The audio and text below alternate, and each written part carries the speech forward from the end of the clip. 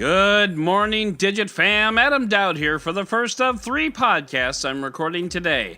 This afternoon, I'll be sitting down with Eric Zeman at Android Authority for our Nokia 9 PureView podcast review, and then tonight at 7 o'clock Central, I'll be live on the All About Android podcast with Jason Howell, Florence Ion, and crew talking about, well, I guess Android, of course.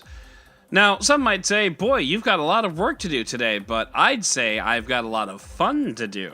But what's important is staying in the here and now, so right now it is March 12th, 2019, and this is your Digit Daily.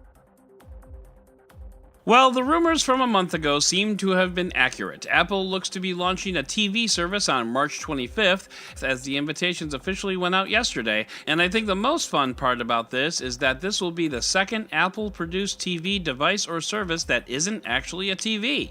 When Apple TV, the set-top box, came out, people were expecting a TV, not a Roku. Now Apple is launching, well, whatever it's going to be called. It won't be called Apple TV, which shows an uncharacteristic but still understandable lack of foresight on Apple's part. The invitation shows an animated GIF of that old-timey movie countdown reel, followed by the words, "It's Showtime!" And somehow I don't think Apple will be announcing a partnership with Showtime or Jim Carrey. Indeed, what we'll be seeing is a subscription-based TV service and likely a subscription-based magazine service as well, and there's a fair dose of speculation to be had about both. Starting with the TV service, I have to wonder if this is going to be Netflix-like, as most of the speculation seems to point to, or if this is going to be an IPTV service like YouTube TV or Sling, or maybe it'll be both like Hulu and Hulu TV. We haven't heard a whisper about live TV or channel packages, but I have to wonder if it's a possibility, and keep in mind that's 100% speculation on my part, but whatever the service turns out to be, I suspect it'll likely be on par with similar offers from competitors. Netflix is currently $12.99 per month, ad-free Hulu starts at $11.99 per month, so that seems like a good neighborhood to look at. As for the magazine subscription service, you'll recall we talked about this a few weeks ago as well. At the time, magazines and newspapers were balking at the idea of bundling in with Apple because Apple's expectations would be that it would keep half of subscription costs and pay out based on content popularity. That did not go over well with some of the bigger names out there because, well, it's a crappy deal. So our first question is, will popular newspapers that already have their own subscription service be in there? I have to think that Apple will be able to pull in 1 or 2 big names to help sell the service before others sign on. But what those names will be are anybody's guess. Whoever likes not making money, I guess. Whatever the case, if you plan to subscribe to either service sight unseen, now is a good time to load up that Apple account with some money because Apple is adding an extra 10% up to $200 when you load money into your account. So if you're going to spend it anyway, may as well take the opportunity to get some money back from Apple because that doesn't happen too often. So let's ponder our good fortune and head on over into the roundup! Let's not forget that at the end of the day, for as powerful as our phones are, they are still phones, which means if you have a microphone issue, that's kind of a problem.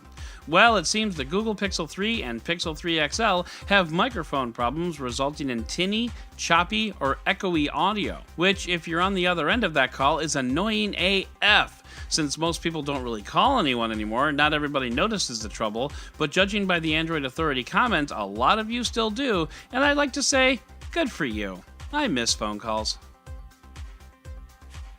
And the case of the US versus Huawei took another step up the ladder today as the US sent a letter to Germany. You remember letters?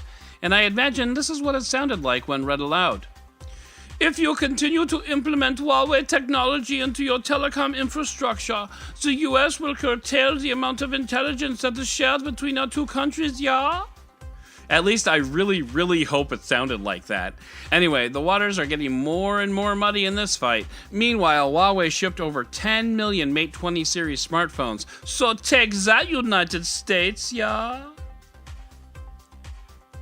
30 years ago, in a proposal that was labeled, quote, vague but exciting, Sir Tim Berners-Lee gave us the idea of the World Wide Web.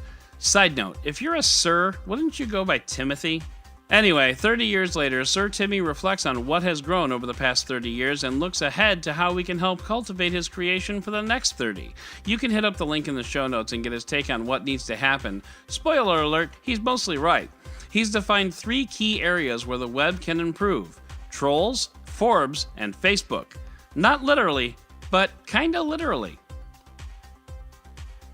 President Trump issued an executive order that stipulates 100% facial recognition in the top 20 U.S. airports by 2021. Put simply, they're going to scan our faces, and what could possibly go wrong with that?